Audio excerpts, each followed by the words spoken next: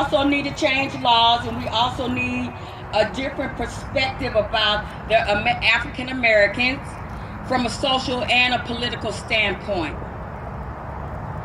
We, as black people, make up 12 to 13% of the population, and majority of the men in prison are black. Unemployment and living in poverty.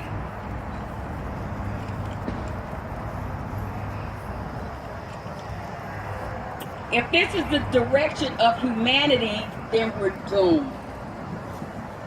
Things have to change. So what are we going to do about it? Thank you very much, and it's a pleasure talking to you guys.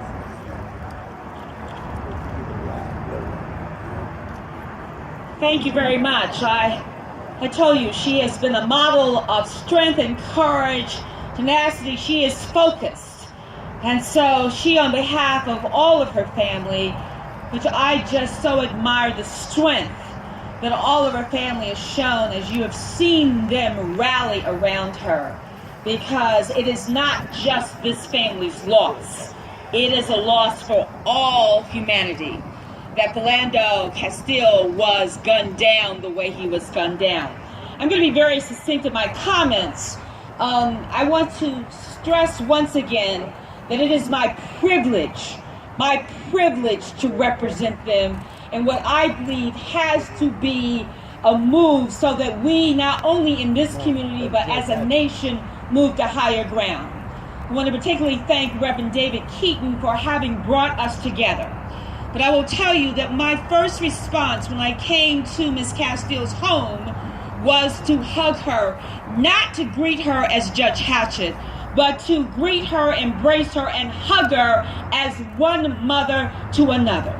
A woman who has two young adult African American men as sons. Because Philando is a son to all of us. This should not just be this family's pain. It should be one that we all share collectively, but more importantly, that we are committed to make a change.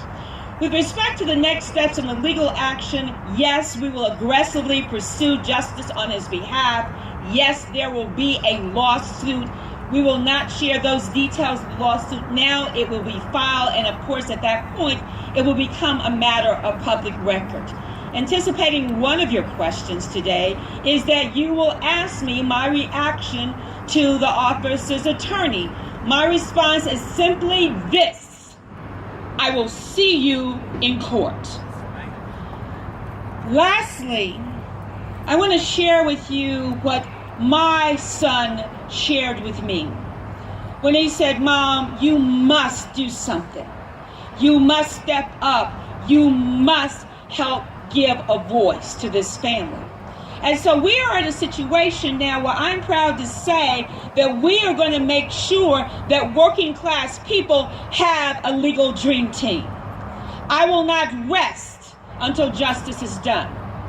And so my son shared this with me, and I'll share this with you in closing before we take questions. And it is a litany.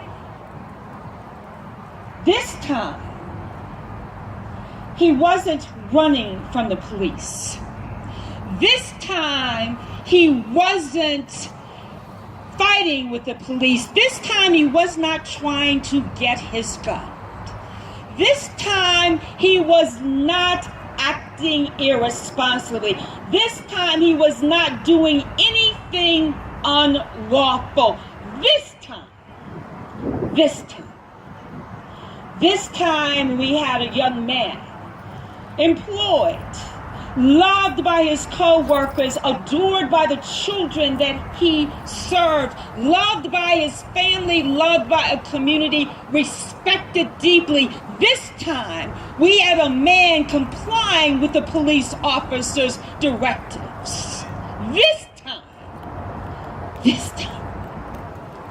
This time, ladies and gentlemen, we are telling you, must be the last time. With that, I'll open it up to questions.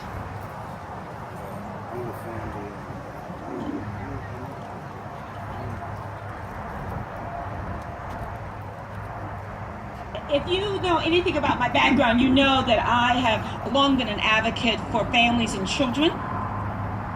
And so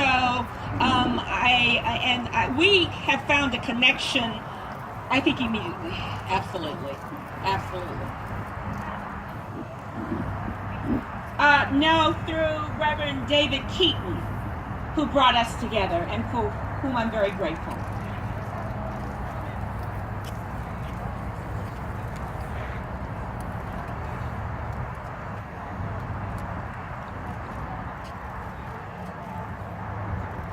My response to that is that I will see him in court.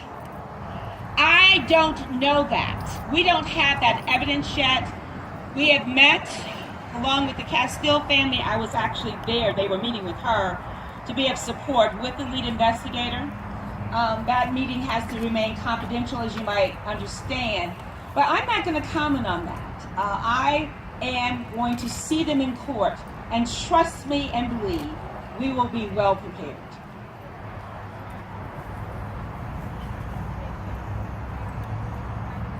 No, we will not depend on the BCA investigation independently.